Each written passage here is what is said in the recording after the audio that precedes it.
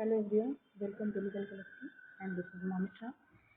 हम लोग एमसीओ की प्रैक्टिस स्टार्ट करेंगे। हमने कहा था काफ़ी पहले आप लोगों से, पर हो नहीं पा रहा था, थोड़ा सा शेड्यूल नहीं बन पा रहा था।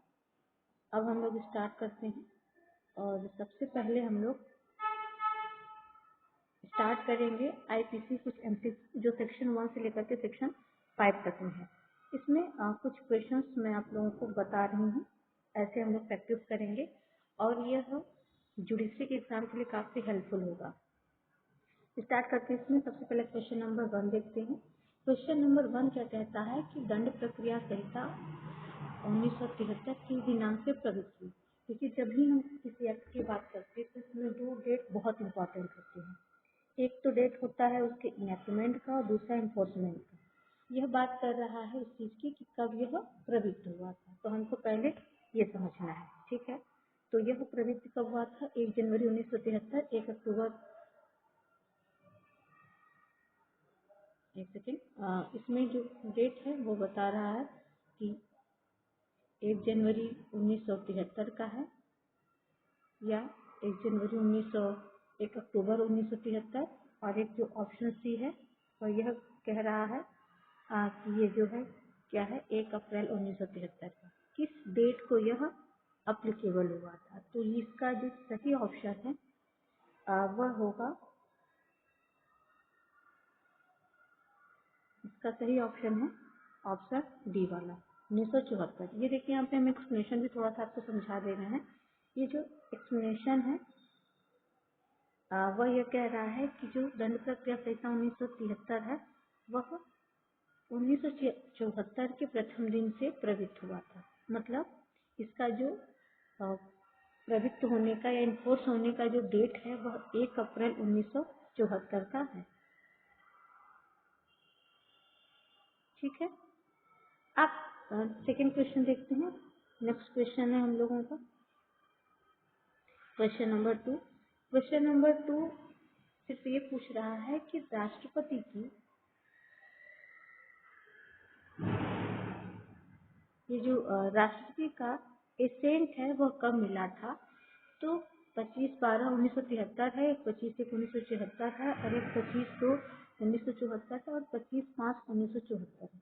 तो यहाँ ये सिर्फ पूछना है ये कब आ रहा है। तो यह है 25/1/1974। जिस दिन इनकी एसेंट हुई है उसी दिन से यह लागू हुआ। अभी हम लोगों ने देखा था ना, ठीक है। तो यह जो है जनवरी 1974 है। जनवरी मतलब 25 जनवरी। यहाँ देखिए डेट लिखा हुआ सब में, कंफ्यूज करने के लिए इस तरीके के डेट्स देते हैं।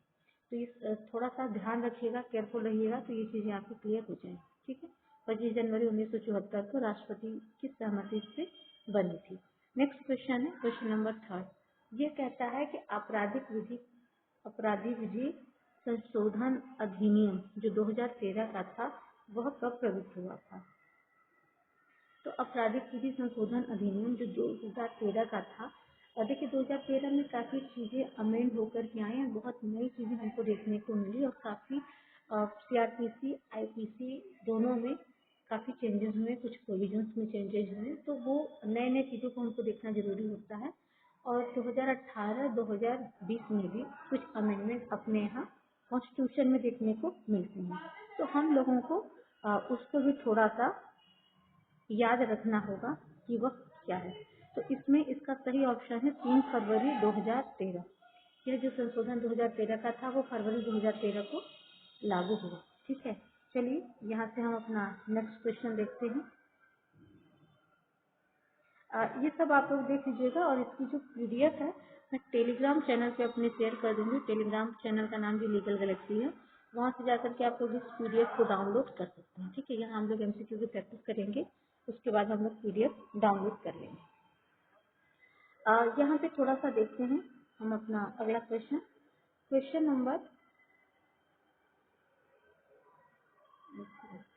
नंबर 4 है। ये कहता है कि आपराधिक प्रक्रिया संहिता 1973 को अंतिम बार कब संशोधित किया गया था? अब देखिए इस क्वेश्चन में थोड़ा कंफ्यूजन है। ये झारखंड के सीजे में पूछा था 2018 में। यहाँ 1973 में अंतिम बार के संशोधन की बात कर रहा है, तो यह अंतिम बार संशोधन ये जो अगस्त का 18 का दे रहा है इसलिए पूछा है। क्योंकि ये एग्जाम भी अब 2018 में कंडक्ट कराया गया था, इसीलिए यहाँ 2018 का जो है पूछा जा रहा है। लेकिन हमें अगर मान लीजिए यह क्वेश्चन 2020 में सेम पूछता है तो उसका आंसर दूसरा होगा और हमको इसके लिए लेटेस्ट जो अमेंडमेंट है वो देखना पड़ेगा। वैसे सही ऑप्शन इसका है जो ऑप्शन सी है, जो कहता है 11 अगस्त 2008। ठीक है, अब हम अगला क्वेश्चन देखते हैं। यहाँ पे क्वेश्चन नंबर 5। देखिए इसका एक्सप्लेनेशन में दिया हुआ, लेकिन अब ये क्वेश्चन अगर ऐसे पूछता है कि लेटेस्ट अमेंडमेंट कौन सा है, तो उसके लिए हमको देखना होगा कि 2020 या 2022 का जो लेटेस्ट अमेंडमेंट है हम लोग उसको देखेंगे। या हम देखते हैं और क्वेश्चन नंबर 5 है। क्वेश्चन नंबर 5 कहता है कि दंड प्रक्रिया संहिता में जमानती तथा गैर जमानती अपराधों का वर्गीकरण किसके अंतर्गत किया गया है। देखिए इसमें तो ऐसा क्वेश्चन दोनों में तो थोड़ा सा दिक्कत नहीं होगी इसको समझने में। इसको थोड़ा सा हम और बड़ा कर देते हैं ताकि क्लियर दिखे। यह गैर जमानती अपराधों के वर्गीकरण की बात कर रहा है। देखिए हमने पहले देखा था कि जो जमानती या गैर जमानती अपराध है, संज्ञेय या असंज्ञेय अपराध है, इसके बारे में जो वर्गीकरण है यह हमको अनुसूची में देखने को मिलती है और इसका आंसर होगा अनुसूची प्रथम। ठीक है, कौन सी है? अनुसूची फर्स्ट है। अब हम इसमें आगे थोड़ा सा देखते हैं। अगला क्वेश्चन है हम लोगों का, ये एक्सप्लेनेशन वगैरह भी है, तो ये आप लोग देख लीजिएगा। इसका सारा पीडीएफ हम उसमें डाल देंगे टेलीग्राम चैनल पे। अगला क्वेश्चन जो कहता है क्वेश्चन नंबर 6, वो कह रहा है कि अपराध का कौन सा वर्गीकरण दंड प्रक्रिया संहिता के तहत आता है। अब वर्गीकरण जो किया गया है शेड्यूल फर्स्ट में, उसमें किन किन चीजों को अलग अलग किया गया है। अब इसमें कॉग्निजेबल नॉन कॉग्निजेबल की बात करा, मतलब संज्ञेय व असंज्ञेय। दूसरा जमानती और अजमानती। तीसरा है समन मामले और वारंट मामले। देखिए अगर हम ध्यान से देखें तो कुल 6 कैटेगरी में डिवाइड किया गया है, उसमें सारी चीजें हमको वहाँ देखने को मिलती हैं। तो इसका सही ऑप्शन होगा ऑप्शन डी, उपरोक्त सभी।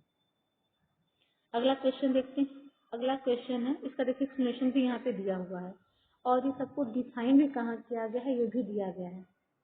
ठीक है, तो ये जो भी सेक्शन है आपका सीआरपीसी का, देखिए सीआरपीसी में दिया गया है।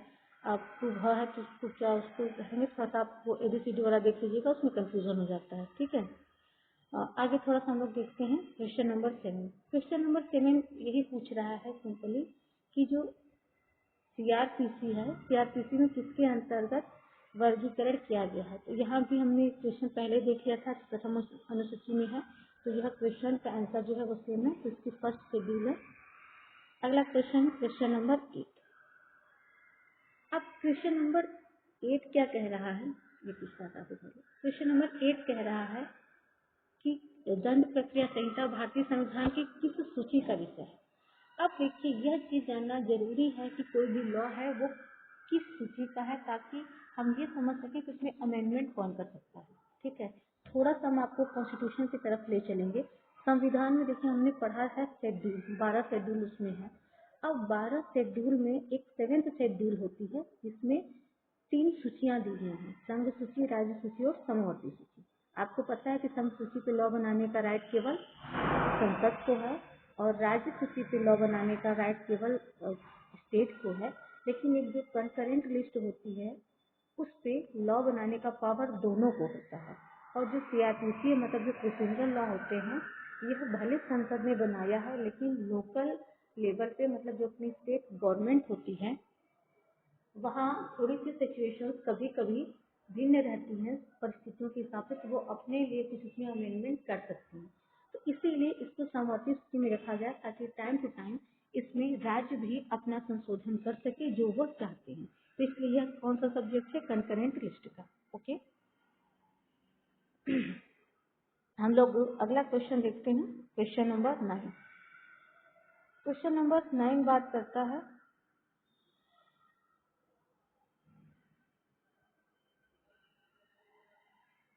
क्वेश्चन नंबर 9 जो है वह बताता है कि दंड प्रक्रिया संहिता 1973 कितने अध्यायों और धाराओं में समाहित है, मतलब टोटल कितने चैप्टर हैं और कितने सेक्शन, चीज हमको जानना जरूरी है।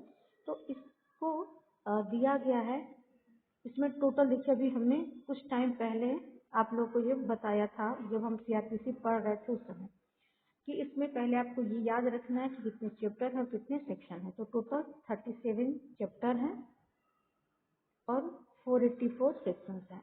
अब कुछ लोग यहाँ पे जो अमेंडमेंट के सेक्शन है या अमेंड करके नए सेक्शन ऐड किए गए हैं उनको भी जोड़ देते हैं, हालांकि उसको यहाँ पे नहीं ऐड करना है, क्योंकि वो जब भी अमेंड होता है कोई सेक्शन तो आपने देखा होगा उसके साथ कैपिटल ABCD ऐसे करके लिखा जाता है।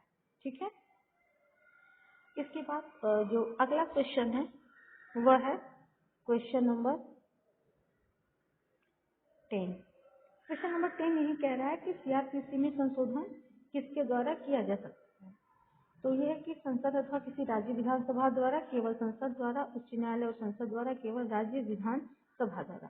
देखिए सीआरपीसी में लिखा है और इसमें आंसर दिया है केवल संसद द्वारा, लेकिन यह क्वेश्चन जो है यह बहुत सही नहीं है, क्योंकि सिर्फ संसद नहीं बल्कि राज्य विधानसभा भी इसमें अमेंडमेंट करती है। आइए थोड़ा सा इसका एक्सप्लेनेशन देख लेते हैं क्या कहता है। ये कह रहा है कि यद्यपि केंद्रीय अधिनियम है और यह धारा 1 क्लास 2 के अनुसार संपूर्ण भारत पर लागू है, किंतु इसी धारा के परंतु के अनुसार इस संहिता के अध्याय 8, 10 तथा 11 को छोड़कर बाकी उपबंध नागालैंड और जनजातीय क्षेत्रों में लागू नहीं होते हैं और नागालैंड राज्य इसे केवल अनुपूरक, आनुषंगिक या परिणामिक उपांतरित रूप से ही लागू कर सकता है और केवल अनुपूरक, आनुषंगिक या परिणामिक उपांतरों के रूप में ही दंड प्रक्रिया संहिता 1973 में उपबंध करने की शक्ति प्राप्त है और 31 अक्टूबर 2019 से अब जम्मू और कश्मीर एवं लद्दाख में भी केंद्र शासित प्रदेश में भी लागू है। तो अब क्या हुआ है, पहले जो 370 वाली समस्या थी कि जम्मू कश्मीर राज्य में कोई भी लॉ हमारा लागू नहीं होता था, लेकिन अब वहाँ भी लागू हो गया है। मतलब ये पूरा चीज हम लोगों को देखना है। ठीक है, चलिए थोड़ा सा इसमें आगे चलते हैं, क्वेश्चन नंबर 11 देखते हैं। क्वेश्चन नंबर 11 ये कहता है कि दंड विधि का उद्देश्य अपराधों को रोकना है। कुछ परिस्थितियों में प्राइवेट व्यक्ति भी, थोड़ा सा हम ले लेते हैं, कुछ परिस्थितियों में एक प्राइवेट व्यक्ति भी दूसरे व्यक्ति को गिरफ्तार कर सकता है। अब यहाँ ये वाले जो क्वेश्चन होते हैं थोड़े समस्या उत्पन्न करते हैं। अब ये है कि दंड विधि का उद्देश्य अपराधों को रोकना है, ये तो सही है। कुछ परिस्थिति में प्राइवेट व्यक्ति भी उसको गिरफ्तार कर सकता है, ये भी सही है। बट क्या दोनों एक दूसरे के कथन और कारण के रूप में सही है या नहीं, तो ये चीजें थोड़ा सा यहाँ पे दिक्कत करती हैं। तो अगर आप कथन और कारण वाले क्वेश्चन को सॉल्व करना चाह रहे हैं इस तरीके से, तो वहाँ एक क्वेश्चन मार्क बनाते हैं, क्या दोनों में कोई कॉम्बिनेशन दिख रहा है या नहीं। हालांकि दोनों स्टेटमेंट अपने आप में सही, पर दोनों में कॉम्बिनेशन नहीं दिख रहा है, तो इसीलिए इसका सही आंसर क्या होगा, आंसर बी। ठीक है, ठीक नहीं किया, रुकिए क्वेश्चन को पहले मार्क कर लेते हैं यहाँ पे। क्वेश्चन नंबर, इसका आंसर है बी। ठीक है, चलिए आगे बढ़ते हैं। अगला क्वेश्चन देखते हैं हम लोग, क्वेश्चन नंबर 12। क्वेश्चन नंबर 12 कहता है कि दंड प्रक्रिया संहिता 1973 की सबसे अद्भुत बात है और अद्वितीय विशेषता निम्नलिखित में से कौन सा कहा जाता है। मतलब कौन है इसमें जो सबसे इम्पोर्टेंट है, मतलब अद्भुत जिसको कहते हैं, है और अद्वितीय है। इसमें 4 ऑप्शन दिए हैं। पहला कहता है कि कार्यपालिका का न्यायपालिका से पृथककरण, दूसरा कहता है अभियुक्त द्वारा अन्वेषण, जांच या विचारण के दौरान दोष सिद्धि की तारीख से पहले भोगी गई निरोध की अवधि का दोष सिद्धि पर अधिरोपित कारावास की अवधि के विरुद्ध मुजरा किया जाना, शीघ्र विचारण और उपयुक्त में से कोई नहीं।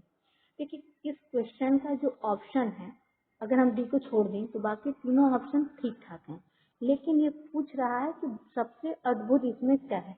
इसका सही ऑप्शन है ऑप्शन ए, कार्यपालिका का न्यायपालिका से पृथक्करण।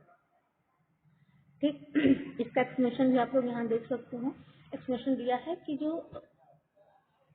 1973 दंड प्रक्रिया संहिता जो 1898 के स्थान पर विधि आयोग की अनेक सिफारिशों को स्वीकार करते हुए लागू किया गया था, वो 1 अप्रैल 1974 को प्रवृत्त हुआ और इस संहिता के अंतर्गत दंड न्यायालयों की नवीन रचना कार्यपालिका से न्यायपालिका के पृथक्करण के सिद्धांत पर ही आधारित है। ठीक है, हम अगला क्वेश्चन देखते हैं। Question number 13। हम लोग 15 क्वेश्चन तक करेंगे, बाकी का क्वेश्चन हम लोग अपने नेक्स्ट वीडियो में डिस्कस करेंगे। हाँ, एक चीज़ और आप लोग को बता दूँ कि ये है जो है MCQ प्रैक्टिस, ये आपको डेली देखने को मिलेगा। कोशिश करेंगे कि हम 15 से 20 क्वेश्चन रोज आप लोगों के साथ डिस्कस करें, और इसमें आप लोगों के जितने सही आंसर हो रहे हैं वो हमें कमेंट बॉक्स में लिख के जरूर बता दीजिएगा, और चैनल को सब्सक्राइब करके नोटिफिकेशन ऑन कर दीजिए, ताकि आपको ये जैसे हम कोई भी वीडियो अपलोड करें तो आपको तुरंत मिल जाए। बहुत जल्द हम लोग कोशिश ये कर रहे हैं कि ये सारे वीडियोस आप लोगों को लाइव भी देखने को मिले। यहाँ बात करते हैं क्वेश्चन नंबर 13 में कि जमानती अपराध कौन से हैं। अब जमानती अपराध की जो डिफिनेशन 2A में दी गई है, वो डिफिनेशन सिर्फ यह तो नहीं बताती कि जमानती अपराध क्या है, हाँ, लेकिन ये बताती है कि जो शेड्यूल फर्स्ट में जमानती के रूप में बताया गया वह जमानती अपराध होगा। एज पर क्वेश्चन हमारा जो सही ऑप्शन है वो ऑप्शन ए है, ठीक है। लेकिन सही मायने में जमानती अपराध क्या है इसको डिफिनेशन सेक्शन में नहीं किया गया, ठीक है। इसको केस लॉ में बताया गया है, एक्सप्लेन किया गया है। लेकिन अगर शेड्यूल में दिया है और डिफिनेशन में कहता है कि जो शेड्यूल में जमानती उसको हम जमानती मान लेते हैं, तो हमको पहले शेड्यूल चेक करना होगा, ये देखना होगा कि कितने साल की पनिशमेंट है जिसको जमानती बताया गया, ठीक है। हालांकि ये सारी चीजें हमने डिटेल में क्लास में आप लोगों को बता दिया है, तो मेरे ख्याल से यहाँ फिर से डिस्कस करने की कोई जरूरत नहीं है, ठीक है। चलते हैं अगले क्वेश्चन पे। Question number 14। क्वेश्चन नंबर 14 कहता है कि जमानती अपराध से क्या तात्पर्य है। अब इसमें क्वेश्चन थोड़ा सा आपको कंफ्यूज करेगा। डिफिनेशन अगर आपने नहीं पढ़ा है तो इस क्वेश्चन को आप सॉल्व नहीं करेंगे इन द सेंस नहीं कर पाएंगे। क्वेश्चन ये पूछता है कि ऐसा अपराध जो दंड प्रक्रिया संहिता के अधीन प्रथम अनुसूची में जमानती के रूप में दिखाया गया हो। ऑप्शन बी है कि ऐसा अपराध जो तत्समय प्रवृत्त किसी अन्य विधि द्वारा जमानती बनाया गया हो। अगर आप डिफिनेशन अच्छे से पढ़े होंगे तो आपको याद होगा कि इसमें ऑप्शन सी सही होगा, ए और बी दोनों, ठीक है। आज का हम लोग लास्ट क्वेश्चन करते हैं, क्वेश्चन नंबर 15। कहाँ चला गया? क्वेश्चन नंबर 15 देखिए, चलिए सुमेलित करने के लिए दिया गया है। यह कहता है कि निम्नलिखित युग्मों में से कौन सा सुमेलित नहीं है। ये देखिए एपीओ में क्वेश्चन पूछा गया था। अच्छा, यह 4 डिफिनेशन दिए गए हैं और यहाँ देखिए उसके सेक्शन दिए गए हैं। यहाँ ये पूछ रहा है कि कौन सा इसमें से सुमेलित नहीं है। ये नहीं वाले पे थोड़ा सा आप लोग ज्यादा ध्यान दिया कीजिए, क्योंकि कभी कभी इसको हम पलटे में ले लेते हैं तो हमारे क्वेश्चन का आंसर गलत हो जाता है। तो पुलिस रिपोर्ट 2D में द में कह रहा है, और कॉग्निजेबल ऑफेंस को 2C में कह रहा है, और जमानती अपराध को 2B कह रहा है, और अन्वेषक को 2J कह रहा है। अब यहाँ आपको ध्यान होगा, अभी जस्ट हम लोगों ने पढ़ा था कॉग्निजेबल, ये जो बेलेबल ऑफेंस है मतलब जमानती अपराध 2A में कहाँ दिया गया है, सेक्शन 2A में। तो इसलिए इसका सही आंसर इस क्वेश्चन के हिसाब से, क्योंकि क्वेश्चन निगेटिव है तो उस हिसाब से इसका सही आंसर होगा ऑप्शन सी, क्योंकि ये सुमेल नहीं है, यहाँ होना चाहिए था ए न कि बी, ठीक है। चलिए, अब मेरे ख्याल से आप लोग को ये क्लियर हो गया होगा। हम लोग बाकी आगे का और क्वेश्चन हमारे पास है 26 तक, तो सारे क्वेश्चन हम लोग लास्ट में देखेंगे। आप लोग से हम एक बार फिर से कह दे रहे हैं कि आप लोग यूट्यूब पे जाइए, टेलीग्राम में जाइएगा। टेलीग्राम में एक लीगल गैलेक्सी नाम से टेलीग्राम चैनल आपको मिलेगा, आप उसको ज्वाइन कर लीजिएगा, और वहाँ पे पीडीएफ हम शेयर कर दिया करेंगे, आप लोग वहाँ से ले लीजिएगा। और अब अगर आप लोग चैनल पे नए हैं तो चैनल को सब्सक्राइब जरूर कर दीजिएगा और बेल आइकन प्रेस कर दीजिएगा, ताकि हर वीडियो की नोटिफिकेशन आपको टाइमली मिलती रहे। और यह क्लासेस हम लोगों की डेली बेसिस पे होंगी, ठीक है। रोज हम लोग इस क्लास को यहाँ पे डिस्कस करेंगे MCQ, जैसे हम लोग अपने शाम की क्लास जो हमारी जूम की होती है, जिसमें हमारी जुडिशरी की क्लासेस चल रही हैं, तो वहाँ पे हम लोग थ्योरी पढ़ते हैं, उसका MCQ हम लोग यहाँ सॉल्व करेंगे, ठीक है। तो आप सभी लोग रोज जो है इस वीडियो को देखिए, इसके क्वेश्चन सॉल्व कीजिए, और कोशिश कीजिए आप लोग कि टाइम से आप लोग इसमें क्वेश्चन का आंसर दे लें। और हाँ, एक चीज़ और बताना है, अगर आप लोग अभी चैनल पे नए हैं और बाकी चीज़ें आपको नहीं पता है, तो और आप भी जुडिशरी और एपीओ की, ठीक है, ये की या एपीओ की किसी भी स्टेट की प्रिपरेशन करना चाहते हैं, तो आप लोग एक बार हमसे बात कर सकते हैं। मेरा कॉन्टैक्ट नंबर है 8115785035, ठीक है। आप लोग इस नंबर पे कॉल करके बात कर सकते हैं डिटेल कोर्स के बारे में। और हम लोग का इस समय उत्तराखंड APU के इंटरव्यू की भी प्रिपरेशन चल रही है। तो आप लोग अगर इंटरेस्टेड हैं या कोई कैंडिडेट ऐसा है जिनको इंटरव्यू की प्रिपरेशन करनी है तो वो लोग जो है हमारे साथ जुड़े। ओके।